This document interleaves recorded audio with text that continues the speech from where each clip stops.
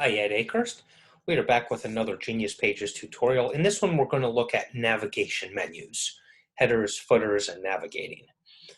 There are navigation blocks, or header blocks, I should say, in the blocks area.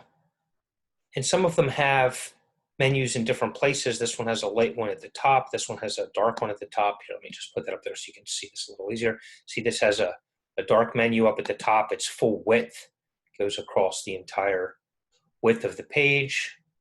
Let's delete that.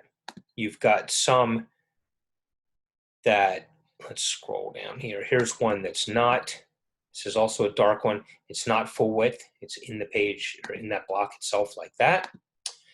And you have different colors you can do. Here's one with a white background and then darker lettering, showing up for contrast. So you can just find one that's close to what you want. Here's one that is transparent in the back. That just doesn't show up right only because we had the thing on the side, but you can see how that is. You can put a button in there with a background and that kind of thing. We also have footers that run a little bit differently than that. And remember, you can make those global so that they show up on all of the pages.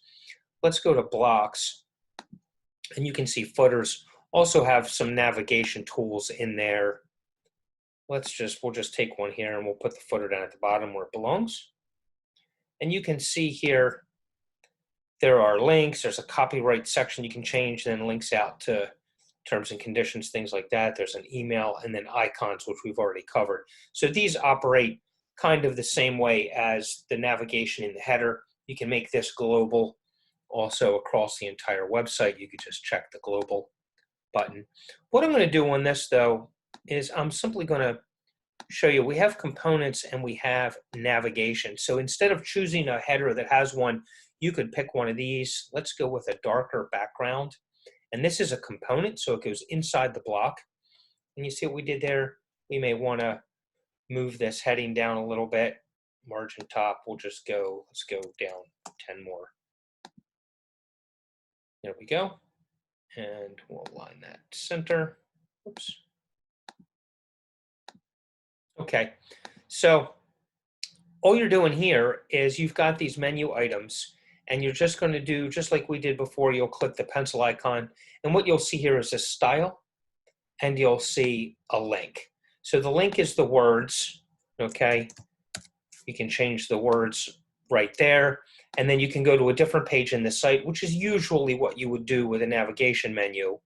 You could go outside to another site if you needed to for some reason. Make the link active, make it clickable, so you'll click that. And then you can also change the text color.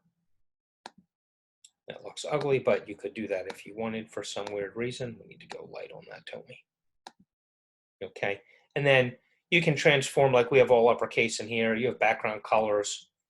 Border, as you can see the border around it when it's clicked, that has a blue border, just like that.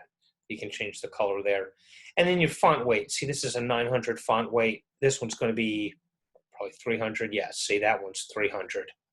So that's it. That's how they work. And then just make sure that if you're doing navigation, and that will look fine. It just looks different in the. Let's make sure it looks fine. I'll show you. We'll save the page, and then you can hit preview. It'll come up on the screen, and that should go far enough out. We can play around with it if it doesn't, but that should go far enough out. Let's go to the actual page that it'll show up perfectly. Yeah, see, that looks pretty good. And we can make this wider if we need to, but that actually, I kind of like that a little bit. And then you can click on work or home. These don't go anywhere because they're not live. I didn't set any links to them.